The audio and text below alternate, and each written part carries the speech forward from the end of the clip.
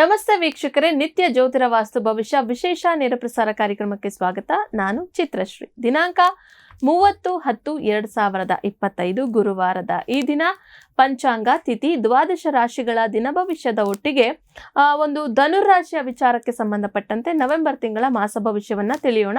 ನಕ್ಷತ್ರಗಳ ಅನುಸಾರ ನಿಮಗೆ ಯಾವ ರೀತಿಯಾದಂತಹ ಶುಭ ಫಲಗಳು ನವೆಂಬರ್ ತಿಂಗಳಲ್ಲಿ ಲಭಿಸ್ತಾ ಇದೆ ಅಂತ ಹೇಳಿ ಗುರೂಜಿಗಳು ತಿಳಿಸ್ತಾರೆ. ಎಲ್ಲಾ ವಿಚಾರಗಳನ್ನ ತಿಳ್ಕೊಳ್ಳೋದಕ್ಕೂ ಮುಂಚೆ ಗುರೂಜಿಗಳನ್ನ ಕಾರ್ಯಕ್ರಮಕ್ಕೆ ಸ್ವಾಗತಿಸ್ತಾ ಇದ್ದೀನಿ.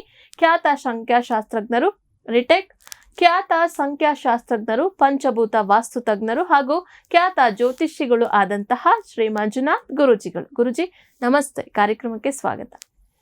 ಆದಿತ್ಯಾಯ ಚ ಸೋಮಾಯ ಮಂಗಳಾಯ ಬುಧಾಯ ಚ ಗುರು ಶುಕ್ರ ಶನಿರ್ಭಾಯ ಚ ರಾಹುವೇ ಕೇತುವೇ ನಮಃ. ವೀಕ್ಷಕರೇ, ಗುರೂಜಿಗಳನ್ನ ಕಾರ್ಯಕ್ರಮಕ್ಕೆ ಸ್ವಾಗತಿಸಿದ್ವಿ. ನಮ್ಮ ಕಾರ್ಯಕ್ರಮದ ಬಹುಮುಖ್ಯ ಅಂಗ ಈ ದಿನದ ಪಂಚಾಂಗ ತಿಥಿಯನ್ನ ತಿಳಿಯೋಣ. ನೋಡಿ, ಇವತ್ತು 30 ಅಕ್ಟೋಬರ್ 2025 ಅಷ್ಟಮಿ ತಿಥಿ ಇರುವಂಥದ್ದು, ಶುಕ್ಲ ಪಕ್ಷ, ಶ್ರವಣ ನಕ್ಷತ್ರವಾಗಿರುವಂಥದ್ದು, ಶೂಲ ಯೋಗ, ಭವಕರ್ಣ ಅಂತ ಹೇಳ್ತೀವಿ. ವಾರ ಇವತ್ತು ಗುರುವಾರ. ಬೆಂಗಳೂರಿನ ಕಾಲಮಾನ ನಮ್ಮ ರಾಜ್ಯಕ್ಕೆ ಸಂಬಂಧಪಟ್ಟ ಹಾಗೆ 6:13 ಸೂರ್ಯೋದಯ ಆಗುವಂಥದ್ದು, 5:52 ಸಂಜೆ ಸೂರ್ಯಾಸ್ತ ಆಗುವಂಥದ್ದು. ಬೆಂಗಳೂರಿನ ಒಂದು ಕಾಲಮಾನದಲ್ಲಿ ಒಂದು ಮುಹೂರ್ತ ಭಾಗದಲ್ಲಿ ನೋಡಿದ್ರೆ ರಾಹುಕಾಲ 1:30 2:58, ಯಮಗಂಡ ಕಾಲ 6:14 7:41, ಗುಳಿಕ ಕಾಲ 9:08 10:36, ಅಭಿಜಿತ ಮುಹೂರ್ತ ಅಥವಾ ಅಭಿಜಿತ ಲಗ್ನ ಅಂತ ನೋಡೋದಾದ್ರೆ 11:40 12:26 ವಾಗಿರುವಂಥದ್ದು. ಗುರುಜಿ, ಇವತ್ತಿನ ದಿನದ ವಿಶೇಷತೆ ಏನಾದರೂ ತಿಳಿಸ್ತೀರಾ? ಗುರುವಾರ, ಕಾರ್ತಿಕ ಗುರು ಗ್ರಹ ಬಂದು ಗುರುವಾರದ ಒಂದು ಹೋರೆಯಲ್ಲಿ ಒಂದು ಗುರುಗ್ರಹದ ವಿಶೇಷ ಅಂತ ನಾವು ಹೇಳೋದಂತಂದ್ರೆ, ಗುರು ಬಂದು ಧನಕಾರಕ ಗ್ರಹ, ವಿದ್ಯಾಕಾರಕ ಗ್ರಹ ಮತ್ತು ಸಂಪತ್ತಿಗೆ ಕಾರಕವಾಗಿರುವ ಗ್ರಹ. ಮತ್ತೆ ಈಗ ಯಾರು ಲೇವಾದೇವಿ ಮಾಡ್ತಾ ಇರ್ತೀರಾ ಮತ್ತೆ ಯಾವುದೋ ಒಂದು ವ್ಯವಹಾರಗಳನ್ನು ಮಾಡ್ತಾ ಇರ್ತೀರಾ, ಸೊ ಅವರಿಗೆ ಇವತ್ತು ಒಂದು ಗುರುವಾರ ಹಣಕಾಸಿನ ವ್ಯವಹಾರಗಳಿಗೆ ತುಂಬಾ ಒಳ್ಳೆಯದು. ಅಂದ್ರೆ ಲೇವಾದೇವಿ ವ್ಯವಸ್ಥೆಯಲ್ಲಿ ಹಣ ಕೊಡುವುದಕ್ಕೆ ಇವತ್ತು ಒಳ್ಳೆಯದು ಅಂತ ಹೇಳ್ತೀವಿ. ಸೊ ಆ ವಿಚಾರದಲ್ಲಿ ಅಥವಾ ಹಣದ ರಿಕವರಿ ತಾವು ಮಾಡ್ತಾ ಇದ್ದೀರಾ ಅಥವಾ ಇನ್ವೆಸ್ಟ್ಮೆಂಟ್ ಮಾಡ್ತಾ ಇದ್ದೀರಾ, ಚಿಕ್ಕ ಪುಟ್ಟ ಇನ್ವೆಸ್ಟ್ಮೆಂಟ್ ಇರಲಿ, ಇನ್ವೆಸ್ಟ್ಮೆಂಟ್ಗೆ ಮತ್ತು ಹಣದ ರಿಕವರಿಗೆ ಗುರುವಾರ ಒಂದು ಶುಭ ದಿನವಾಗಿರುವಂಥದ್ದು. ಗುರುಜಿ, ಇವತ್ತಿನ ದಿನದ ವಿಶೇಷತೆಯನ್ನ ಕೂಡ ತಿಳಿಸ್ಕೊಟ್ಟಿದ್ದೀರಾ. ಹಾಗೆ ದಿನದ ರಾಶಿ ಭವಿಷ್ಯವನ್ನ ಪ್ರಾರಂಭ ಮಾಡೋಣ. ಮೊದಲನೇದಾಗಿ ಮೇಷರಾಶಿ.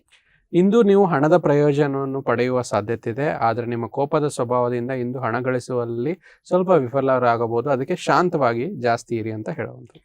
ಮೇಷರಾಶಿಯ ನಂತರ ಮುಂದಿನ ರಾಶಿ ವೃಷಭ ರಾಶಿ. ನಿಮ್ಮ ಪ್ರೀತಿ ಪಾತ್ರರು ಬದ್ಧತೆಯನ್ನು ಬಯಸುತ್ತಾರೆ. ನೀವು ಕಾಯ್ದುಕೊಳ್ಳಲು ಕಷ್ಟವಾಗುವ ಭರವಸೆಯನ್ನು ನೀಡಲೇಬೇಡಿ. ಆದಷ್ಟು ಎಚ್ಚರಿಕೆಯಿಂದ ಇರಿ. ವೃಷಭ ರಾಶಿಯ ನಂತರ ಮುಂದಿನ ರಾಶಿಯ ವಿಚಾರದ ಬಗ್ಗೆ ನೋಡೋಣ. ಮಿಥುನ ರಾಶಿ. ನಿಮ್ಮ ಮನೆಯ ಪರಿಸರದಲ್ಲಿ ಒಳ್ಳೆಯ ಬದಲಾವಣೆಯನ್ನು ಮಾಡುತ್ತೀರಿ. ನೀವು ಅಚ್ಚರಿಯ ಸಂದೇಶ ನಿಮಗೆ ಸಿಹಿ ಕನಸುಗಳನ್ನು ನೀಡುವಂಥದ್ದು. ಮಿಥುನ ರಾಶಿಯ ವಿಚಾರಕ್ಕೆ ಸಂಬಂಧಪಟ್ಟಂತೆ ಇವತ್ತಿನ ದಿನ ಭವಿಷ್ಯವನ್ನ ನೋಡಿದ್ವಿ. ಹಾಗೆ ಮುಂದಿನ ರಾಶಿ ಕರ್ಕಾಟಕ ರಾಶಿ. ಯಶಸ್ಸಿನ ಇಂದಿನ ಸೂತ್ರ ಅಂದ್ರೆ ನಾವೀನ್ಯತೆ ಇರುವ ಒಂದು ಉತ್ತಮ ಅನುಭವ ಹೊಂದಿರುವ ಜನರ ಸಲಹೆಯಂತೆ ನಿಮ್ಮ ಹಣ ಹೂಡಿಕೆ ಮಾಡುವಂಥದ್ದಾಗಿದೆ. ಅದರ ಬಗ್ಗೆ ನೀವು ಎಚ್ಚರಿಕೆಯಿಂದ ಮಾಡಿದ್ರೆ ನಿಮಗೆ ತುಂಬಾ ಒಳ್ಳೆಯದಾಗುತ್ತೆ. ಕರ್ಕಾಟಕ ರಾಶಿಯ ವಿಚಾರಕ್ಕೆ ಸಂಬಂಧಪಟ್ಟಂತೆ ಇವತ್ತಿನ ದಿನ ಭವಿಷ್ಯವನ್ನ ಕೂಡ ತಿಳಿದುಕೊಂಡ್ವಿ. ಇನ್ನು ಮುಂದಿನ ರಾಶಿ ಸಿಂಹ ರಾಶಿ.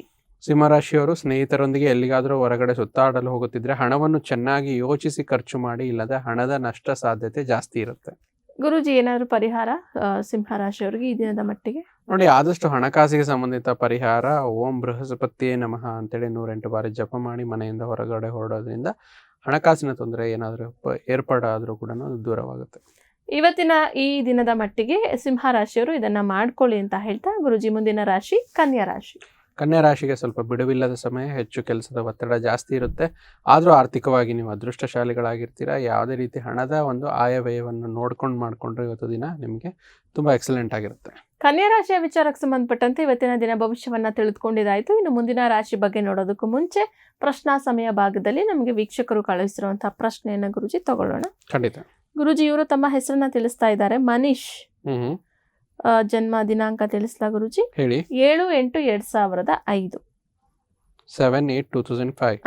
ಜನ್ಮ ಸಮಯ 3:06 AM ಜನ್ಮ ಸ್ಥಳ ಮೈಸೂರು. ಇವ್ರು ಕೇಳ್ತಾ ಇರೋಂಥ ಪ್ರಶ್ನೆ ಗುರುಜಿ ಹೈಯರ್ ಎಜುಕೇಶನ್ ಮತ್ತೆ ಫಾರಿನ್ ಸ್ಟಡೀಸ್ ವಿಚಾರದ ಬಗ್ಗೆ ಪ್ರಶ್ನೆಯನ್ನ ಕೇಳ್ತಾ ಇದ್ದಾರೆ.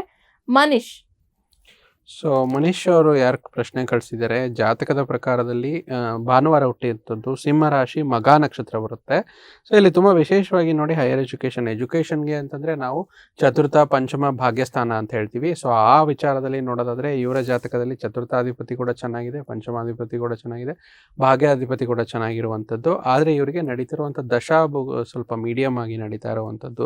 ಸೊ ಶುಕ್ರದಶೆ ನಡೀತಾ ಇದೆ. ಸೊ ಅದಕ್ಕೆ ಶುಕ್ರದಶೆ ಮುಗಿಯುವಂಥದ್ದು ಮೇ 2027ರವರೆಗೂ.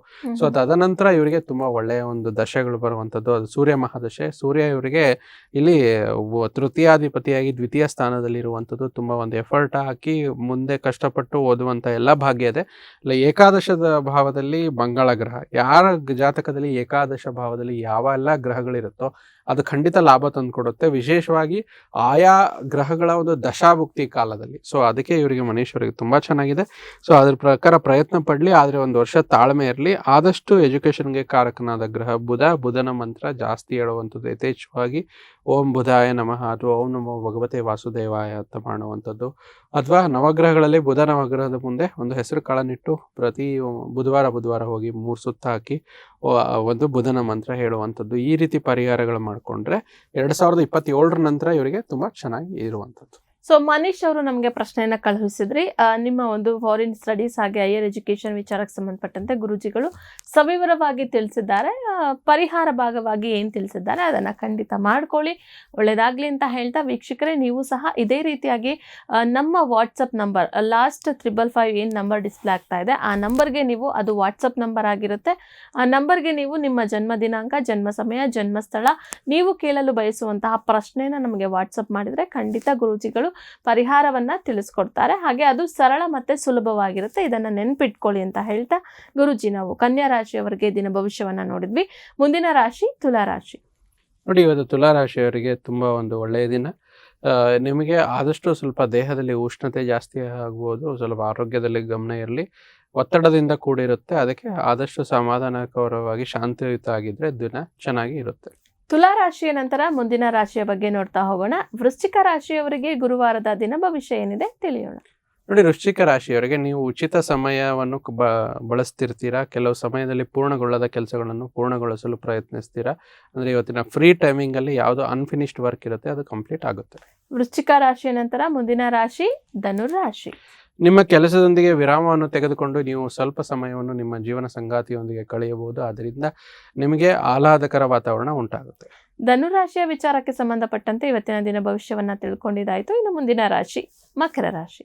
ನೋಡಿ, ಮಕರ ರಾಶಿಯವರಿಗೆ ಒತ್ತಡ ಅವಧಿ ಇದ್ರೂ ಕೂಡ ಕುಟುಂಬದ ಬೆಂಬಲ ನಿಮಗೆ ಸಹಾಯ ಮಾಡುವಂಥದ್ದು. ತಪ್ಪು ಸಂಭಾವನೆ ನಿಮಗೆ ಒಂದು ಸಂದೇಶವನ್ನು ದಿನವನ್ನು ಆವರಿಸಬಹುದು. ಅದರ ಬಗ್ಗೆ ಅಂದರೆ ರಾಂಗ್ ಮಿಸ್ಕಮ್ಯುನಿಕೇಶನ್ ಅಂತ ಹೇಳ್ತೀವಲ್ಲ, ಅದರ ಬಗ್ಗೆ ಹೆಚ್ಚಾಗಿ ಗಮನ ಹರಿಸ್ತಾ ಇದ್ರೆ ಒಳ್ಳೆಯದಾಗುತ್ತೆ. ಗುರುಜಿ, ಮಕರ ರಾಶಿಯವರಿಗೆ ಏನಾದರೂ ಪರಿಹಾರ ಭಾಗವಾಗಿ ಏನು ತಿಳಿಸ್ತೀರಾ? ನೋಡಿ, ಮಕರ ರಾಶಿಯವರಿಗೆ ಆದಷ್ಟು ರಾಷ್ಟ್ರಾಧಿಪತಿಯ ಮಂತ್ರ ಓಂ ಶಂ ಶನೇಶ್ವರಾಯ ನಮಃ ಅಂತ ಜಪ ಮಾಡೋದ್ರಿಂದ ಇರುವಂಥ ಏನಾದರೂ ಅಡಚಣೆಗಳು ಕೂಡ ದೂರವಾಗುತ್ತೆ. ಮಕರ ರಾಶಿಯ ನಂತರ ಮುಂದಿನ ರಾಶಿಯ ಬಗ್ಗೆ ನೋಡ್ತಾ ಹೋಗೋಣ. ಕುಂಭರಾಶಿ. ಇಂದು ನಿಮ್ಮ ಪ್ರೀತಿಯ ಜೀವನದಲ್ಲಿ ಅದ್ಭುತ ದಿನವಾಗಿದೆ. ನೀವು ಕಲಾತ್ಮಕ ಸೃಜನಶೀಲ ಸಾಮರ್ಥ್ಯವನ್ನು ಬಹಳಷ್ಟು ಮೆಚ್ಚುಗೆ ಪಡೆಯುವಂತ ಒಂದು ಶುಭ ದಿನವಾಗಿರುವಂಥದ್ದು. ಕುಂಭರಾಶಿಯ ವಿಚಾರಕ್ಕೆ ಸಂಬಂಧಪಟ್ಟಂತೆ ಇವತ್ತಿನ ದಿನ ಭವಿಷ್ಯವನ್ನ ಕೂಡ ತಿಳಿದುಕೊಂಡಿದ್ದಾಯ್ತು. ಹಾಗೆ ಮುಂದಿನ ಮತ್ತು ಕೊನೆಯ ರಾಶಿ ಮೀನರಾಶಿ. ಇಂದು ನೀವು ಸುಲಭವಾಗಿ ಬಂಡವಾಳ ಪಡೆಯಬಹುದು, ಬಾಕಿ ಇರುವ ಸಾಲಗಳನ್ನು ಸಂಗ್ರಹಿಸಬಹುದು ಅಥವಾ ಹೊಸ ಯೋಜನೆಗಳಿಗೆ ಕೆಲಸ ಮಾಡಲು ಹಣವನ್ನು ಕೂಡ ಕೇಳಬಹುದು. ನಿಮ್ಮ ಕುಟುಂಬಕ್ಕೆ ಸೂಕ್ತ ಸಮಯ ನೀಡಿ, ದಿನ ತುಂಬಾ ಚೆನ್ನಾಗಿರುತ್ತೆ. ಇಲ್ಲಿಗೆ ವೀಕ್ಷಕರೇ ದ್ವಾದಶ ರಾಶಿಗಳ ದಿನ ಭವಿಷ್ಯ ಮುಕ್ತಾಯ ಆಗಿದೆ. ನಿಮ್ಮ ರಾಶಿ ವಿಚಾರಕ್ಕೆ ಸಂಬಂಧಪಟ್ಟಂತೆ ಗುರೂಜಿಗಳು ಸಹ ಗುರುವಾರದ ದಿನ ಭವಿಷ್ಯವನ್ನ ತಿಳಿಸ್ಕೊಟ್ಟಿದ್ದಾರೆ. ಸೊ ಎಲ್ರಿಗೂ ಒಳ್ಳೇದಾಗ್ಲಿ ಅಂತ ಹೇಳ್ತಾ, ನಮ್ಮ ಪ್ರಶ್ನಾ ಸಮಯ ಭಾಗದಲ್ಲಿ ಮತ್ತೊಂದು ಪ್ರಶ್ನೆ ಇತ್ತು, ಗುರೂಜಿ ತಗೊಂಡ್ಬಿಡೋಣ. ಇವರು ತಮ್ಮ ಹೆಸರನ್ನ ತಿಳಿಸ್ತಾ ಇದ್ದಾರೆ, ಪ್ರವೀಣ್.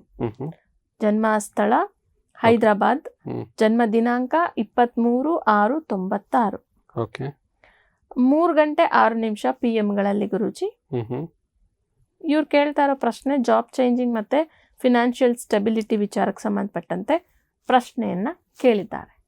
ನೋಡಿ, ಪ್ರವೀಣ್ ಯಾರು ಪ್ರಶ್ನೆ ಕಳಿಸಿದ್ದೀರಾ, ಹುಟ್ಟಿರುವಂಥದ್ದು ಇಲ್ಲಿ ವಿಶೇಷವಾಗಿ ಭಾನುವಾರ, ಉತ್ತರ ಫಲ್ಗುಣಿ ನಕ್ಷತ್ರ ತಮ್ಮದು. ಸೊ ಸಿಂಹರಾಶಿ, ಉತ್ತರ ಫಲ್ಗುಣಿ ನಕ್ಷತ್ರ ಒಂದೇ ಪದ ಸಿಂಹರಾಶಿಯಲ್ಲಿ ಬರುವಂಥದ್ದು ತುಂಬ ಒಂದು ಒಳ್ಳೆಯ ಒಂದು ಜಾತಕ ಅಂತ ಹೇಳ್ತೀವಿ. ಮೂಲ ಪ್ರಶ್ನೆ ಏನಿದೆ ಇವ್ರದ್ದು? ಜಾಬ್ ಚೇಂಜಿಂಗ್ ಮತ್ತೆ ಫಿನಾನ್ಷಿಯಲ್ ಸ್ಟೆಬಿಲಿಟಿ. ಓಕೆ, ನೋಡಿ ಜಾಬ್ ಚೇಂಜಿಂಗ್ ಅಂತ ಕೇಳ್ತಾ ಇದ್ರೆ ಮೊದಲೇದಾಗಿ ನಾವು ಜಾಬ್ ಅನ್ನೋ ವಿಚಾರದಲ್ಲಿ 10ನೇ ಮನೆ ನೋಡ್ತೀವಿ. ಒಂದು ಜಾತಕದಲ್ಲಿ ದಶಮ ಸ್ಥಾನ ಎಷ್ಟು ಪ್ರಬಲವಾಗಿರುತ್ತೆ ಅದರ ತಕ್ಕ ಹಾಗೆ ಜಾಬ್ನ ವಿಚಾರದಲ್ಲಿ ಅನುಕೂಲತೆಗಳು ಜಾಸ್ತಿ ಆಗುತ್ತೆ. ಇವರ ಜಾತಕದಲ್ಲಿ ತುಲಾ ಲಗ್ನದ ಜಾತಕ ಆಗಿ ರಾಶಿ ನಕ್ಷತ್ರದಲ್ಲಿ ಲಾಭ ಸ್ಥಾನದಲ್ಲಿ ಚಂದ್ರ ಇದ್ದಾರೆ, ಸಿಂಹ ರಾಶಿ, ಉತ್ತರ ಫಾಲ್ಗುಣಿ ನಕ್ಷತ್ರ ಆಗಿರುವಂಥದ್ದು. ಈಗ ನಡೀತಾ ಇರುವಂಥದ್ದು ರಾಹು ಮಹಾದಶೆಯಲ್ಲಿ ಶನಿ ಅಂತರ್ದಶೆ. ರಾಹು ಬಂದು ಟೆಕ್ನಾಲಜಿಕಲ್ ಪ್ಲಾನೆಟ್ ಮತ್ತು ವಾಯುತತ್ವ ಗ್ರಹ ರಾಹು ಆಗಿರೋದ್ರಿಂದ ಏರಿಳಿತಗಳು ಜಾಸ್ತಿ ಆಗಿರುತ್ತೆ. ಅಂದರೆ ಫೈನಾನ್ಸ್ ವಿಚಾರದಲ್ಲಿ, ಕೆಲಸದ ವಿಚಾರವಾಗಿ ಆಗಲಿ, ಅಥವಾ ರಾಹು ಅಂದರೆ ಏನೋ ಒಂದು ಆತಂಕ ಕೊಡುವಂಥ ಗ್ರಹ ಅಂತ ಹೇಳ್ತೀವಿ. ಯಾಕಂದರೆ ಇವರ ಜಾತಕದಲ್ಲೂ ಕೂಡ ರಾಹು ವ್ಯಯಭಾವದಲ್ಲಿ 12ನೇ ಮನೇಲಿದ್ದಾಗ Rahu will lead you to the fear ಅಂತ ಹೇಳ್ತೀವಿ. ಆ ಫಿಯರ್ನ ಸ್ವಲ್ಪ ಇದು ಮಾಡುವಂಥದ್ದು. ಮತ್ತು ಫೈನಾನ್ಷಿಯಲ್ ಸ್ಟೆಬಿಲಿಟಿ ವಿಚಾರವಾಗಿ ದ್ವಿತೀಯಾಧಿಪತಿ ಅಷ್ಟಮ ಸ್ಥಾನದಲ್ಲಿರೋದ್ರಿಂದ ಏರುಪೇರುಗಳು ತುಂಬ ಜಾಸ್ತಿ ಇರುತ್ತೆ ಇವರಿಗೆ. ಮತ್ತು ಅದರ ಒಂದು ಜಾಬ್ ಚೇಂಜ್ ಅಂತ ಕೇಳ್ತಿದ್ದೀರಾ. ಈಗ ನಡೀತಿರುವಂಥ ರಾಹು ಮಹಾದಶನಲ್ಲಿ ಶನಿ ಅಂತರ್ದಶೆ ಜುಲೈ 2023ರಿಂದ ಪ್ರಾರಂಭವಾಗಿರುವಂಥದ್ದು ಸ್ವಲ್ಪ ಮೇ 2026ವರೆಗೆ ಇರುತ್ತೆ. ಶನಿ ಅಂತರ್ದಶೆ ಮುಗಿದ ನಂತರ ಬುಧ ಅಂತರ್ದಶೆ ಬರುತ್ತೆ. ಇವರ ಜಾತಕಕ್ಕೆ ಬುಧ ಭಾಗ್ಯಾಧಿಪತಿ ಮತ್ತು ವ್ಯಯಾಧಿಪತಿ. ಭಾಗ್ಯ ಅಂತಂದರೆ ಹೌಸ್ ಆಫ್ ಲಕ್ ಅಂತ ಹೇಳ್ತೀವಿ. ಸೊ ಆ ವಿಚಾರದಲ್ಲಿ ಸ್ವಲ್ಪ ವೇಟ್ ಮಾಡಿದರೆ ಒಳ್ಳೆಯದು. ಈಗೇನು ಎಕ್ಸಿಸ್ಟಿಂಗ್ ಜಾಬ್ ಇದೆ ಕಂಟಿನ್ಯೂ ಮಾಡಲಿ. ಮೇ ತಿಂಗಳು ಅಂದರೆ ಈಗ almost October, we are closing for October, ಅಂದರೆ ನವಂಬರ್ ಡಿಸೆಂಬರು, ಇನ್ನೊಂದು 4 ತಿಂಗಳು, 4ರಿಂದ 5 ತಿಂಗಳಲ್ಲಿ ಇವರಿಗೆ ಹೊಸ ಕೆಲಸ ಸಿಗುವಂಥದ್ದು. ಮತ್ತು ಈಗಿನ ಕೆಲಸ ಏನು ಅವರಿಗೆ ಸಮಸ್ಯೆ ಕೊಡ್ತಿದೆ ಅದಕ್ಕೆ ಅವರೇನು ಜಾಬ್ ಅದೇನು ಹೇಳಿಲ್ಲ ಗುರುಜಿ. ಸೊ ತೊಂದರೆ ಇಲ್ಲ, ಆ ಥರದ್ದೇನೂ ಇಲ್ಲ. ಅಥವಾ ಅದರಲ್ಲೇ ಗ್ರೋತ್ ಇರೋ ಸಲುವಾಗಿ ಜಾಬ್ ಚೇಂಜ್ ಮಾಡಬೇಕು ಅಂತಂದರೆ ಮೇ ತಿಂಗಳ ನಂತರ ಇವರಿಗೆ ಜಾಬ್ ಚೇಂಜಲ್ಲಿ ಹೆಚ್ಚು ಅನುಕೂಲತೆಗಳು, ಅಥವಾ ಈಗ ಜನರಲ್ ಸಾಮಾನ್ಯವಾಗಿ ಕೆಲವರಿಗೆ ಒಂದು ಪ್ಯಾಕೇಜಲ್ಲಿ ಜಾಸ್ತಿ ಬರಬೇಕು, ಅಮೌಂಟ್ ಜಾಸ್ತಿ ಬರಬೇಕು ಅನ್ನೋ ವಿಚಾರದಲ್ಲಿ ಇರುತ್ತಲ್ಲ, ಅದು ಮೇ ತಿಂಗಳ ನಂತರ ಕಾಲಾವಕಾಶ ತುಂಬ ಒಳ್ಳೆ ಕೂಡಿ ಬರುವಂಥ ಯೋಗ ನಿಮ್ಮ ಜಾತಕದಲ್ಲಿ ಇರುವಂಥದ್ದು. ಸೊ ಪ್ರವೀಣ್ ನಮಗೆ ಪ್ರಶ್ನೆಯನ್ನ ಕಳುಹಿಸಿದ್ರಿ ವಾಟ್ಸಪ್ನಲ್ಲಿ. ಇವತ್ತಿನ ಸಂಚಿಕೆಯಲ್ಲಿ ಗುರುಜಿಗಳು ಅದಕ್ಕೆ ಉತ್ತರವನ್ನು ನೀಡಿದ್ದಾರೆ. ತಿಳ್ಕೊಳ್ಳಿ. ಆ್ಯಂಡ್ ನೀವೇನು ಜಾಬ್ ಚೇಂಜ್ ಮಾಡ್ತಾ ಇದ್ದೀರಾ ಆ ವಿಚಾರಕ್ಕೆ ಸಂಬಂಧಪಟ್ಟಂತೆ ಏನು ಇನ್ಸ್ಟ್ರಕ್ಷನ್ಸ್ನ ಕೊಟ್ಟಿದ್ದಾರೆ ಗುರುಜಿ ಅದನ್ನು ಪಾಲಿಸಿ ಅಂತ ಹೇಳ್ತಾ, ವೀಕ್ಷಕರೇ, ನಿತ್ಯ ಜ್ಯೋತಿರ ವಾಸ್ತು ಭವಿಷ್ಯ ನೇರ ಪ್ರಸಾರ ಕಾರ್ಯಕ್ರಮಕ್ಕೆ ನೀವು ಕೂಡ ಕಾಲ್ ಮಾಡ್ಬೋದು. ಹಾಗೆ ಕಾಲ್ ಮಾಡೋ ನಂಬರ್ ಲಾಸ್ಟ್ 777 ನಂಬರ್ ಡಿಸ್ಪ್ಲೇ ಆಗ್ತಾ ಇದೆ.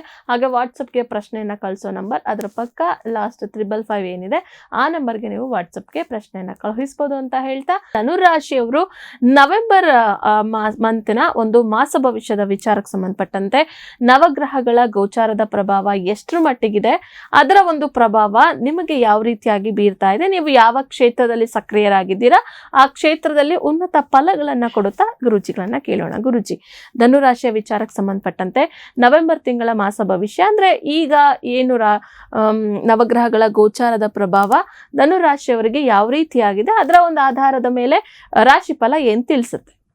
ನೋಡಿ, ಧನುರಾಶಿಯವರಿಗೆ ಪ್ರತಿ ರಾಶಿ ಸಂಚಿಕೆಯಲ್ಲಿ ಹೇಳಿದಂಗೆ ಶನಿ ಗುರುವಿನ ಫಲ ನೋಡೋದಾದ್ರೆ ರಾಶಾಧಿಪತಿ ಕೂಡ ಗುರು ಭಗವಾನರೇ ಆಗುವಂಥದ್ದು. ಈ ವಿಚಾರದಲ್ಲಿ ಅತಿಚಾರಿಯಾದ ಗುರುಗ್ರಹ ಕರ್ಕಾಟಕ ರಾಶಿಗೆ ಹೋಗ್ತಾ ಇರುವಂಥದ್ರಿಂದ ತಾತ್ಕಾಲಿಕವಾಗಿ ಧನುರಾಶಿಯವರಿಗೆ ಗುರುಬಲ ಕುಗ್ತಾ ಇದೆ. ನವೆಂಬರ್ ತಿಂಗಳಲ್ಲಿ ಗುರುಬಲ ತಮ್ಮ ರಾಶಿಯವರಿಗೆ ಇಲ್ಲ. ಹಾಗಾಗಿ ಯಾವುದೇ ಒಂದು ಹೊಸ ಕೆಲಸ ಆಗಿರ್ಬೋದು, ಹೊಸ ಖರೀದಿ ಆಗಿರ್ಬೋದು, ಸೈಟು, ಮನೆ, ವಾಹನ ಇತ್ಯಾದಿ ಖರೀದಿಗಳನ್ನು 1 ತಿಂಗಳ ಕಾಲ ಮುಂದೂಡಿದ್ರೆ ಒಳ್ಳೆಯದು. ಆದರೆ ಮೂಲ ಜಾತಕದಲ್ಲಿ ನಿಮ್ಮ ಗುರು ಭಗವಾನರ ಒಂದು ವಿಶ್ಲೇಷಣೆ ಅಂದರೆ ಗುರುವಿನ ಗೋಚಾರದ ಒಂದು ವಿಚಾರದಲ್ಲಿ ಅಲ್ದಿರ ನಿಮ್ಮ ಜಾತಕದಲ್ಲಿ ಗುರುವಿನ ಪೊಸಿಷನ್ ಹೇಗಿದೆ ನೋಡ್ಕೊಳ್ಳಿ. ನಿಮ್ಮ ಜಾತಕದಲ್ಲಿ ಗುರು ಚೆನ್ನಾಗಿತ್ತು, ಮುಂದುವರಿರಿ. ನಿಮ್ಮ ಜಾತಕದಲ್ಲೂ ಗುರು ಭಗವಾನರು ಚೆನ್ನಾಗಿಲ್ಲ ಅಥವಾ ನೀವು ಗೋಚಾರದಲ್ಲೂ ಗುರು ಚೆನ್ನಾಗಿಲ್ಲದೆ ಇರುವಾಗ ಮೈನಸ್ ಪಾಯಿಂಟ್ ಆಗುತ್ತೆ. ಸೊ ಮತ್ತೆ ಶನೇಶ್ವರನ ಫಲ ವಿಚಾರವಾಗಿ ನೋಡೋದಾದ್ರೆ ದ್ವಿತೀಯ ತೃತೀಯಾಧಿಪತಿಯಾಗಿರುವಂಥ ಶನೇಶ್ವರರು ಚತುರ್ಥ ಭಾವದಲ್ಲಿ ಇರುವಂಥದ್ದು ಅರ್ಧಾಷ್ಟಮ ಶನಿ ಪ್ರಭಾವ ನೀಡ್ತಾ ಇದ್ದಾರೆ. ಸೊ ಅದರಲ್ಲೂ ಕೂಡ ವಕ್ರಿ ಆಗಿರುವಂಥದ್ದು ಶನೇಶ್ವರ ಗ್ರಹ ಅಂತ ಹೇಳ್ತೀವಿ.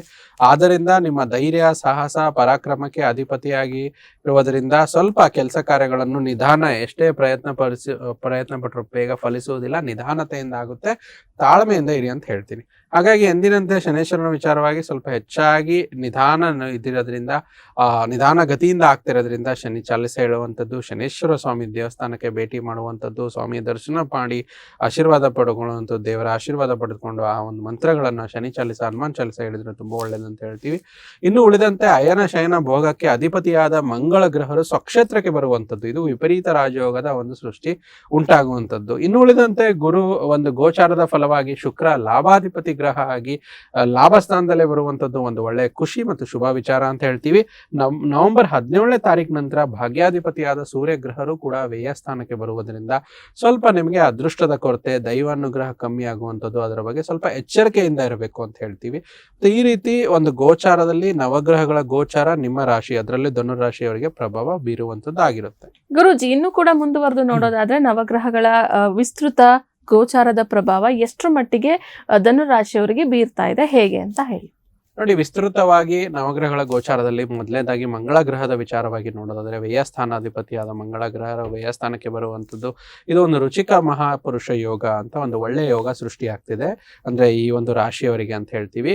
ಸೊ ಮಂಗಳನಿಂದ ಏನಾಗುತ್ತೆ ಅಂದ್ರೆ ಕೋರ್ಟು ಕಚೇರಿ ವ್ಯಾಜ್ಯಗಳು ದೂರ ಆಗುವಂಥದ್ದು ಮತ್ತು ಎಲ್ಲದರಲ್ಲೂ ಕೂಡ ಒಂದು ಸಕ್ಸಸ್ ಸಿಗುವಂಥದ್ದು, ಅದರಲ್ಲಿ ಆಸ್ತಿಗೆ ಸಂಬಂಧಪಟ್ಟಂತ ವ್ಯಾಜ್ಯಗಳಿದ್ರೆ ಕೋರ್ಟಲ್ಲಿ ಜಯ ಕೂಡ ಸಿಗುವಂಥದ್ದು ಅಂತ ಹೇಳ್ತೀವಿ. ಅದರಲ್ಲೂ ಮಂಗಳ ಭೂಮಿ ಪುತ್ರನಾಗಿರೋದ್ರಿಂದ ಭೂಮಿಗೆ ಸಂಬಂಧಪಟ್ಟಂಥದ್ದು ಏನು ವ್ಯವಸಾಯ ಮಾಡುವಂತವರಾಗಿರ್ಬೋದು, ಒಬ್ಬ ರಿಯಲ್ ಎಸ್ಟೇಟ್ ಮಾಡುವಂತಿರೋರು, ಭೂಮಿನ ನಂಬಿ ಕೆಲಸ ಮಾಡ್ತಿರುವಂತವ್ರು, ಒಬ್ಬರು ಮೀಡಿಯಾ ಇರ್ಬೋದು, ಇವರಿಗೆ ತುಂಬಾ ಪ್ರಶಸ್ತವಾದ ಸಮಯ ಮಂಗಳ ಗ್ರಹದ ಒಂದು ಗೋಚಾರ ಈ ಒಂದು ಧನುರಾಶಿಯವರಿಗೆ ಅನುಕೂಲತೆಗಳನ್ನು ನೀಡುತ್ತೆ.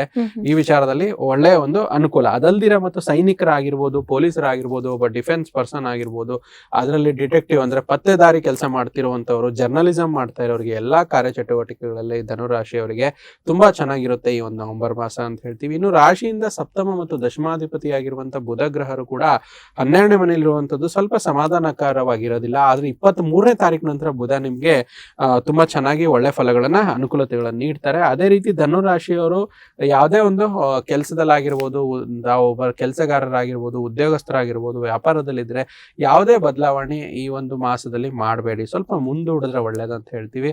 ಅದರಲ್ಲೂ ಯಾರ್ಯಾರು ಬುಧ ಕೂಡ ಒಂದು ಒಳ್ಳೆ ಪರಿಸ್ಥಿತಿಯಲ್ಲಿ ಇರದೇ ಇರೋದು ಕಾರಣ ಈ ಶೇರ್ ಮಾರ್ಕೆಟ್ ಆಗಿರ್ಬೋದು, ಕಮಿಷನ್ ಬಿಸ್ನೆಸ್ ಆಗ್ಬೋದು, ದಲ್ಲಾಳಿ ವ್ಯಾಪಾರ ಮಾಡುವಂತವ್ರಾಗಿರ್ಬೋದು, ಸ್ವಲ್ಪ ಎಚ್ಚರಿಕೆಯಿಂದ ಇರಬೇಕು ಅಂತ ಈ ಒಂದು ಧನುರಾಶಿಯವರಿಗೆ ಹೇಳ್ತಾ ಇರುವಂತದ್ದು. ಸ್ವಲ್ಪ ಒತ್ತಡ ಕಡಿಮೆ ಮಾಡ್ಕೋಬೇಕು, ಆತಂಕ ಸ್ವಲ್ಪ ಸ್ಟ್ರೆಸ್ ಕ್ರಿಯೇಟ್ ಆಗುವಂಥದ್ದು ಒಂದು ರಾಶಿಯವರಿಗೆ ಜಾಸ್ತಿ ಇರುತ್ತೆ. ಅರ್ಧಾಷ್ಟಮ ಶನಿ ಕೂಡ ಇರುವಂತದ್ದು, ರಾಶಾಧಿಪತಿ ಗುರುವಿನ ಮೇಲೆ ದೃಷ್ಟಿ ಬೀರೋದ್ರಿಂದ ಕೆಲಸ ಕಾರ್ಯಗಳು ಸ್ವಲ್ಪ ನಿಧಾನ ಆಗುತ್ತೆ. ನಿಧಾನ ಆದ್ರೂ ಕೂಡ ಆತಂಕ ಉಂಟು ಮಾಡುವಂತ ಪರಿಸ್ಥಿತಿ ಇರುತ್ತೆ. ಆತಂಕವನ್ನು ಮೆಟ್ಟಿ ನಿಂತು ನೀವು ಮುಂದುವರೆದ್ರೆ ನಿಮ್ಮ ಒಂದು ಧನುರಾಶಿಯವರಿಗೆ ಈ ಒಂದು ಮಾಸದಲ್ಲಿ ಒಂದು ವಿಸ್ತೃತ ಪ್ರಭಾವ ನವಗ್ರಹಗಳು ಒಳ್ಳೆ ರೀತಿಯಲ್ಲೇ ಕೊಡ್ತಾ ಇರುವಂತದ್ದು ಕಾಣಿಸ್ತಾ ಇದೆ. ಗುರೂಜಿ, ವಿಸ್ತೃತ ಪ್ರಭಾವವನ್ನ ಕೂಡ ತಿಳಿಸ್ಕೊಟ್ವಿ ಧನು ರಾಶಿಯವರಿಗೆ. ಹಾಗೆ ರಾಷ್ಟ್ರಾಧಿಪತಿ ಗೋಚಾರದಿಂದ ಯಾವೆಲ್ಲ ಫಲಾಫಲಗಳು ನವೆಂಬರ್ ತಿಂಗಳಿನಲ್ಲಿ ಲಭಿಸ್ತಾ ಇದೆ ಇವರಿಗೆ? ನೋಡಿ, ನಾವು ಮೊದಲೇ ಹೇಳಿದಾಗ ರಾಷ್ಟ್ರಾಧಿಪತಿ ಫಲ ಅಂತ ನೋಡೋದಾದ್ರೆ ಸ್ವಲ್ಪ ಸಪ್ತಮ ಸ್ಥಾನದಿಂದ ಅಷ್ಟಮ ಸ್ಥಾನಕ್ಕೆ ಹೋಗುವಂಥದ್ದು ಗುರುಬಲ ಕುಗ್ಗೋದ್ರಿಂದ ರಾಷ್ಟ್ರಾಧಿಪತಿ ಸ್ವಲ್ಪ ಬಲ ಕಮ್ಮಿ ಆಗುತ್ತೆ. ಅದಕ್ಕೆ ಯಾವುದೇ ಒಂದು ಹೊಸ ನಿರ್ಧಾರ, ಹೊಸ ಯೋಚನೆ, ಹೊಸ ಬದಲಾವಣೆ ಮಾಡೋದಿದ್ರೆ ಈ ಮಾಸ ಮುಂದೂಡಿದ್ರೆ ಒಳ್ಳೆಯದು. ಮತ್ತೆ ಇನ್ನುಳಿದಂತೆ ಸಪ್ತಮ ದಶಮಾಧಿಪತಿಯಾದ ಬುಧನ ಸ್ಥಿತಿಗತಿಗಳು ಕೂಡ 23ನೇ ತಾರೀಕುವರೆಗೂ ಚೆನ್ನಾಗಿ ಇರದೇ ಇರೋದ್ರಿಂದ ಧನುರಾಶಿಯವರು ವ್ಯಾಪಾರ ವಹಿವಾಟುಗಳಲ್ಲಿ ಸ್ವಲ್ಪ ನಿಧಾನಿಸಿದರೆ ಒಳ್ಳೆಯದು, ಅಥವಾ 23ನೇ ತಾರೀಕು ಕಳ್ಕೊಂಡು ಮಾಡಿದ್ರೆ ಒಳ್ಳೆಯದನ್ನ ಕಾಣಬಹುದು. ಆದ್ರೆ ಈ ಒಂದು ಮಾಸದಲ್ಲಿ ಸ್ವಲ್ಪ ಧನುರಾಶಿಯವರು ಎಚ್ಚರಿಕೆಯಿಂದ ಇರಬೇಕು. ಯಾಕಂದ್ರೆ ಈ ಕಡೆ ಗುರುಬಲವೂ ಇಲ್ಲ, ಮತ್ತೆ 16 ದಿನಗಳ ಕಾಲ ಸೂರ್ಯ ಬಲವೂ ಕೂಡ ಕಮ್ಮಿ ಇರುವಂತದ್ದು, ಮತ್ತೆ ದಶಮಾಧಿಪತಿಯಾದ ಬುಧ ಗ್ರಹರು ಕೂಡ ಚೆನ್ನಾಗಿಲ್ಲ, ಚಂದ್ರನ ಬಲ ಕೂಡ ಕಮ್ಮಿ ಇರುವಂತದ್ದು. ಸೊ ಬರೋ ತಿಂಗಳು ನಿಮ್ಗೆ ಅದರ ಫಲ ಕೊಡುವಂತದ್ದು ಅಂದ್ರೆ ಡಿಸೆಂಬರ್ ತಿಂಗಳಲ್ಲಿ ಫಲ ಖಂಡಿತ ಸಿಗುತ್ತೆ. ಈ ತಿಂಗಳಲ್ಲಿ ಎಲ್ಲಾ ಗ್ರಹಗತಿಗಳು ಈ ರೀತಿ ಆಗುತ್ತೆ. ಯಾಕಂದ್ರೆ ಎಲ್ಲಾ ಕೂಡ ಒಂದು ಒಳ್ಳೆಯ ಸಮಯ ಬರ್ಬೇಕಂದ್ರೆ ಅದರ ಮುಂಚೆ ಸ್ವಲ್ಪ ಕೆಟ್ಟ ಸಮಯ ಅಂದ್ರೆ ಬ್ಯಾಡ್ ಟೈಮ್ಸ್, ಅಂದ್ರೆ ಅದನ್ನೆಲ್ಲ ಸೆಟ್ ಮಾಡ್ಕೊಳ್ಳೋದಕ್ಕೆ ಬ್ಯಾಡ್ ಟೈಮ್ಸ್ ಅಂತ ಇರುವಂತದ್ದು. ಅದಕ್ಕೆ ಸ್ವಲ್ಪ ತಾಳ್ಮೆ ಇರಲಿ ಅಂತ ಹೇಳ್ತೀವಿ. ಮತ್ತೆ ನಿಮ್ಮ ರಾಶಿಯವರಿಗೆ ಅದ್ಭುತವಾದ ಒಂದು ರಾಜಯೋಗ ಮುಂಬರುವ ದಿನಗಳಲ್ಲಿ ಬರಲಿದೆ. ಆದ್ರೆ ಧನುರಾಶಿಯವರಿಗೆ ಶುಕ್ರ ಗ್ರಹದಿಂದ ತುಂಬಾ ಅತ್ಯದ್ಭುತವಾದ ಫಲಗಳು ಸಿಗುತ್ತೆ. ಯಾಕಂದ್ರೆ ಧನುರಾಶಿಯವರಿಗೆ ನವೆಂಬರ್ ತಿಂಗಳಲ್ಲಿ ಶುಕ್ರನು ಕ್ಷೇತ್ರಕ್ಕೆ ಬರುವಂತದ್ದು, ಅಂದ್ರೆ ಏಕಾದಶಿಪತಿಯಾಗಿ ಏಕಾದಶ ಸ್ಥಾನಕ್ಕೆ ಬರುವುದರಿಂದ ಶುಕ್ರ ಗ್ರಹದಿಂದ ಒಳ್ಳೆ ಲಾಭ, ಪೂರ್ಣ ಪ್ರಮಾಣದ ಒಂದು ಮಾಲ್ವ ಯೋಗ ಅಂತ ಸೃಷ್ಟಿಯಾಗುವಂಥದ್ದು, ಒಳ್ಳೆ ಯೋಗ ಅಂತ ಹೇಳ್ತೀವಿ. ಈ ಒಂದು ಶುಭ ಯೋಗದಿಂದ ಧನುರಾಶಿಯವರಿಗೆ ನವೆಂಬರ್ ತಿಂಗಳಲ್ಲಿ ಸ್ತ್ರೀಯರಿಗೆ ಅತ್ಯಂತ ಬಲಿಷ್ಠವಾಗುವಂಥದ್ದು, ಸ್ತ್ರೀಯರ ಮೂಲಕ ಪುರುಷರಿಗೆ ಒಂದು ಒಳ್ಳೆ ಧನ ಸಂಪಾದನೆ ಅಂತ ಹೇಳ್ತೀವಿ. ಅದರ ಜೊತೆನಲ್ಲಿ ಅದೃಷ್ಟ, ಐಶ್ವರ್ಯ ಮತ್ತೆ ಸಂಪಾದನೆ ಕೂಡ ಪ್ರಾಪ್ತಿಯಾಗುತ್ತೆ. ಮತ್ತು ಸನ್ಮಿತ್ರ ಪರಿಚಯ ಹೊಂದಿರ್ತೀರಾ, ಮತ್ತು ನೀಚ ದೋಷಗಳು ಎಲ್ಲವೂ ದೂರವಾಗಿ ಸಂಗೀತ, ಸಾಹಿತ್ಯ, ಕಲೆ ಇತ್ಯಾದಿ. ಯಾಕಂದ್ರೆ ಶುಕ್ರ ಅಂದ್ರೆ ಆರ್ಟ್ ಮತ್ತೆ ಆರ್ಟಿಸ್ಟ್ ಅಂತ ಹೇಳ್ತೀವಿ, ಅದು ಕೂಡ ತುಂಬಾ ಚೆನ್ನಾಗಿ ಅಂತ ಹೇಳ್ತೀವಿ. ಸೊ ಅದರ ಜೊತೆನಲ್ಲಿ ಇದನ್ನ ನಂಬ್ಕೊಂಡು ಕೆಲಸ ಮಾಡೋರು, ಆರ್ಟಿಸ್ಟ್ ಕಲೆನ ನಂಬ್ಕೊಂಡು ಕೆಲಸ ಮಾಡೋರಿಗೆ ಒಂದು ಒಳ್ಳೆ ಫಲ ಸಿಗುತ್ತೆ. ಒಟ್ಟಾರೆ ಎಲ್ಲಾ ಗ್ರಹಗಳಂತ ನಾವೇನ್ ತಗೊಂಡ್ರೆ ಯಾವುದೇ ರೀತಿ ಒಂದೇ ಗ್ರಹದ ಅಡಚಣೆ ಇದ್ರೂ ಕೂಡ ಶುಕ್ರ ಒಂದೇ ಗ್ರಹದ ವಿಚಾರ ಹಲವಾರು ರೀತಿ ಅಡಚಣೆ ಇದೆ. ಗುರುಬಲ ಇಲ್ಲ, ಮತ್ತೆ ಮಂಗಳನ ವ್ಯಯ ಸ್ಥಿತಿ ಅಂತ ಹೇಳ್ತೀವಿ, ಅರ್ಧಾಷ್ಟಮ ಶನಿ ಕೂಡ ರಾಶಿಯವರಿಗೆ ನಡೀತಾ ಇದೆ. ಆದ್ರೆ ಒಂದೇ ಗ್ರಹ ಶುಕ್ರನ ಏಕ ಗ್ರಹ ಲಾಭ ಸ್ಥಾನಕ್ಕೆ ಬರೋದ್ರಿಂದ ಎಲ್ಲಾ ದೋಷಗಳು ನಿವಾರಣೆ ಆಗಿ ಒಂದು ಒಳ್ಳೆ ಯೋಗ ಧನುರಾಶಿಯವರಿಗೆ ನವೆಂಬರ್ ಮಾಸದಲ್ಲಿ ಪ್ರಾಪ್ತಿ ಆಗ್ತಾ ಇದೆ. ಗುರುಜಿ, ರಾಷ್ಟ್ರಾಧಿಪತಿ ಗೋಚಾರದ ಪ್ರಭಾವ ಎಷ್ಟು ಮಟ್ಟಿಗಿದೆ, ಅದರ ಒಂದು ಫಲಾಫಲಗಳನ್ನ ತಿಳಿಸಿದ್ರೆ, ಇನ್ನು ನಕ್ಷತ್ರಗಳ ಅನುಸಾರವಾಗಿ ನೋಡೋದಾದ್ರೆ ಏನಾದ್ರೂ ಫಲಗಳು ನವೆಂಬರ್ ಮಂತ್ ಅಲ್ಲಿ ಧನುರಾಶಿಯವರಿಗೆ ಇದೆಯಾ, ಹೇಗೆ? ನೋಡಿ, ಧನು ರಾಶಿಯವರಿಗೆ ಪ್ರಮುಖವಾಗಿ 3 ನಕ್ಷತ್ರಗಳು ಬರುವಂತದ್ದು. ಮೂಲ ನಕ್ಷತ್ರವಾಗಿರ್ಬೋದು, ಪೂರ್ವಾಷಾಢ ಮತ್ತೆ ಉತ್ತರಾಷಾಢ ನಕ್ಷತ್ರ ಅಂತ ಹೇಳ್ತೀವಿ. ನಕ್ಷತ್ರ ಅನುಸಾರವಾಗಿ ನಾವು ನೋಡೋದಾದ್ರೆ ಫಸ್ಟ್ ಮೊದಲೇದಾಗಿ ಮೂಲ ನಕ್ಷತ್ರ ಅಂದ್ರೆ ಇದು ಕೇತುಗೆ ಸಂಬಂಧಪಟ್ಟಂತ ನಕ್ಷತ್ರ. ಇದರ ಒಂದು ಫಲಗಳು ಧನುರಾಶಿ ಮೂಲ ನಕ್ಷತ್ರದವರಿಗೆ ಏನಂತಂದ್ರೆ, ದೂರದಿಂದ ಬಂದು ಸಿಹಿಯ ಒಂದು ಸುದ್ದಿ ಸಿಗುವಂತದ್ದು. ಅದನ್ನು ದೂರದಿಂದ ಯಾವುದೋ ಒಂದು ದೂರದ ಊರಿನಿಂದ ಸಿಹಿ ಸುದ್ದಿ ನಿಮಗೆ ಸಿಗುತ್ತದೆ. ಅದರಿಂದ ನೀವು ಖುಷಿ ಪಡ್ತೀರಾ. ಆ ಖುಷಿಯನ್ನ ಸ್ವಾಗತಿಸಲು ಸಿದ್ಧರಾಗಿರಿ ಅಂತ ತಿಳಿಸ್ತಾ ಇದ್ದೀವಿ ಈ ಒಂದು ನಕ್ಷತ್ರದವರಿಗೆ. ಮತ್ತೆ ಪೂರ್ವಾಷಾಢ ನಕ್ಷತ್ರ ಅಂತ ಹೇಳ್ತೀವಿ. ಪೂರ್ವಾಷಾಢ ನಕ್ಷತ್ರದವರು ಸಾಮಾಜಿಕವಾಗಿ ಬೆರೆಯಲು ಸ್ವಲ್ಪ ಆದಷ್ಟು ಬದಲಾವಣೆಗಳನ್ನ ಮಾಡ್ಕೋಬೇಕು. ನಿಮ್ಮ ಕೆಲಸ ಕಾರ್ಯಗಳ ಜವಾಬ್ದಾರಿಗಳನ್ನ ನೀವು ತಡೆಯಬಹುದು, ಅದ್ರ ಬಗ್ಗೆ ಎಚ್ಚರಿಕೆ ಅಂತ ಹೇಳಿ.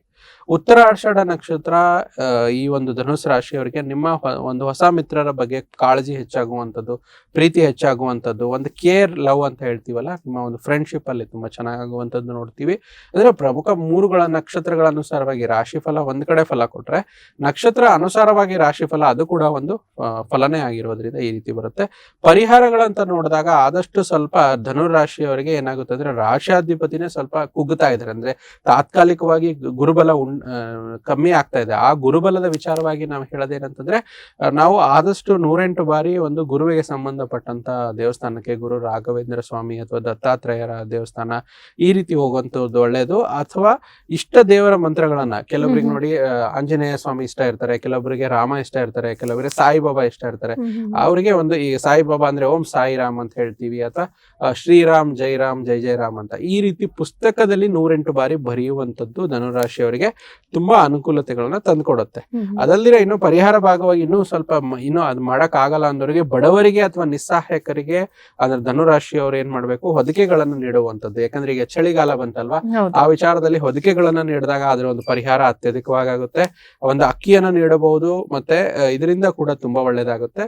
ಈ ರೀತಿ ಮಾಡಿ. ಮತ್ತು ಒಂದು ಬಿಳಿ ಕಮಲದ ಹೂ, ವೈಟ್ ಲೋಟಸ್ ಅಂತ ಏನ್ ತಗೊಂತೀವಿ, ಅದನ್ನ ಶುಕ್ರವಾರದೊತ್ತು ಮಹಾಲಕ್ಷ್ಮಿ ದೇವಿಯ ದೇವಸ್ಥಾನದಲ್ಲಿ ಅರ್ಪಿಸಿ ದರ್ಶನ ಮಾಡಿ ಆ ಒಂದು ಓಂ ಮಹಾಲಕ್ಷ್ಮಿಯೇ ನಮಃ ಅಂತ ಒಂದು ಜಪ ಮಾಡೋದ್ರಿಂದ ಕೂಡ ಧನುರಾಶಿಯವರಿಗೆ, ಯಾಕಂದ್ರೆ ಇಲ್ಲಿ ಗುರುಬಲ ವೃದ್ಧಿಸಲು ಕೂಡ ನಾವು ಪರಿಹಾರ ಕೊಟ್ವಿ. ಆದ್ರೆ ಶುಕ್ರನ ಒಂದು ಏಕಾಧಿಪತ್ಯ ಒಂದು ಫಲದಿಂದ, ಅಂದ್ರೆ ಏಕಾದಶ ಭಾವದಲ್ಲಿ ಬರುವಂತ ಫಲಗಳನ್ನ ಶುಕ್ರನ್ ಇನ್ನೂ ಬಲಪಡಿಸಿದಾಗ, ಬೇರೆ ಗ್ರಹಗಳು ಕುಂಠಿತವಾದ್ರೂ ಕೂಡ ಒಂದು ಶುಕ್ರನ ಒಂದು ಬಲದಿಂದನೇ ಧನುರಾಶಿಯವರಿಗೆ ಇರುವಂತ ಎಲ್ಲ ದೋಷಗಳು ನಿವಾರಣೆ ಆಗುತ್ತೆ. ನಾವು ಓವರ್ ಆಲ್ ಆಗಿ ನೋಡಿದಾಗ 100% 60% ಈ ಒಂದು ಮಾಸದಲ್ಲಿ ಗುರುಬಲ ಕುಗ್ಗಿದ್ರು 60% ಬ್ಯಾಲೆನ್ಸ್ ಮಾಡ್ಕೊಳ್ಳುವಂತ ಫಲಗಳು ಧನುರಾಶಿಯವರಿಗೆ ಇರುವಂತದ್ದು. ಇನ್ನು 40% ಸ್ವಲ್ಪ ನೆಗೆಟಿವ್ ಅಂತ ಏನ್ ಹೇಳ್ತೀವೋ, ಆ ಒಂದು ವೀಕ್ ಪಾಯಿಂಟ್ ಅಂತ ಏನ್ ಹೇಳ್ತೀವೋ, ಅದರ ವಿಚಾರವಾಗಿ ಈ ಮಂತ್ರಗಳ ಮುಖೇನ ಅಥವಾ ದೇವಸ್ಥಾನದ ಭೇಟಿ ಮುಖೇನ ಮಾಡ್ಕೊಂಡ್ರೆ ಖಂಡಿತ ಒಳ್ಳೆದಾಗುತ್ತೆ. ಗುರುಜಿ, ಏನಾದ್ರು ವಿಶೇಷ ಸೂಚನೆಗಳನ್ನ ತಿಳಿಸ್ತೀರಾ? ನೋಡಿ, ಹೆಚ್ಚಾಗಿ ಧನುರಾಶಿಯವರು ಈ ಒಂದು ಮಾಸದಲ್ಲಿ ಒಂದು ಬೆಳ್ಳಿ ಲೋಟದಲ್ಲಿ ಇರುವಂತಹ ನೀರನ್ನ ಕುಡಿಯಿರಿ. ಅಂದ್ರೆ ರಾತ್ರಿ ಅದನ್ನ ಇಟ್ಟುಬಿಟ್ಟು ಬೆಳಗ್ಗೆ, ಯಾಕಂದ್ರೆ ಚಂದ್ರ ಬಲವಾಗುತ್ತೆ. ಯಾವುದೇ ಒಂದು ರಾಶಿಗೆ ರಾಶಾಧಿಪತಿಯ ಒಂದು ಬಲ ಕುಗ್ಗಿದಾಗ ಅದ್ರದ್ದು ಒಂದು ಪರಿಹಾರ ಮೂಲಕ ಅನ್ಬೋದು, ಒಂದು ಸೂಚನೆ ಅನ್ಬೋದು. ಆ ವಿಚಾರದಲ್ಲಿ ಒಂದು ಬೆಳ್ಳಿ ಲೋಟದಲ್ಲಿ ರಾತ್ರಿ ನೀರನ್ನ ಇಟ್ಟು ಬೆಳಗ್ಗೆ ಎದ್ದು ಆ ನೀರನ್ನ ಸೇವಿಸೋದ್ರಿಂದ ಇದು ಒಂದು ಸೂಚನೆ ಅವರಿಗೆ ತುಂಬಾ ಒಳ್ಳೇದಾಗುತ್ತೆ. ಸೊ ಧನುರಾಶಿಯವರು ಇದನ್ನ ಖಂಡಿತವಾಗಿ ಸಹ ಪಾಲಿಸಿ, ಇದರಿಂದ ತುಂಬಾ ಒಳ್ಳೇದಾಗುತ್ತೆ ಅಂತ ಹೇಳ್ತಾ, ವೀಕ್ಷಕರೇ ಇಷ್ಟೊತ್ತು ಕೂಡ ಗುರೂಜಿ ನಮ್ಮ ಜೊತೆ ಇದ್ದು ಹಲವಾರು ಮಾಹಿತಿಗಳನ್ನ ತಿಳಿಸ್ಕೊಟ್ಟಿದ್ದಾರೆ. ಹಾಗೆ ಧನುರಾಶಿಯ ವಿಚಾರಕ್ಕೆ ಸಂಬಂಧಪಟ್ಟಂತೆ ಮಾಸ ಭವಿಷ್ಯವನ್ನ ಕೂಡ ತಿಳಿಸ್ಕೊಟ್ಟಿದ್ದಾರೆ. ಗುರೂಜಿ, ನಮ್ಮ ವೀಕ್ಷಕರ ಪ್ರಶ್ನೆಗಳಿಗೆ ಕೂಡ ಉತ್ತರವನ್ನ ತಿಳಿಸ್ಕೊಟ್ಟಿದ್ದೀರಾ. ಧನ್ಯವಾದಗಳು. ಸರ್ವೇ ಜನೋ ಸುಖಿನೋ ಭವಂತು, ಸಮಸ್ತ ಸನ್ಮಂಗಳಾನಿ ಭವಂತು. ವೀಕ್ಷಕರೇ, ಇವತ್ತಿನ ಈ ಸಂಚಿಕೆಯನ್ನ ಇಲ್ಲಿಗೆ ಮುಗಿಸ್ತಾ ಮತ್ತೊಂದು ಸಂಚಿಕೆಯಲ್ಲಿ ಮತ್ತೊಂದು ರಾಶಿಯೊಂದಿಗೆ ಭೇಟಿಯಾಗೋಣ. ನೋಡ್ತಾ ಇರಿ ಪ್ರಗತಿ ಟಿವಿ, ಇದು ನಿಮ್ಮಿಂದ ನಿಮಗಾಗಿ.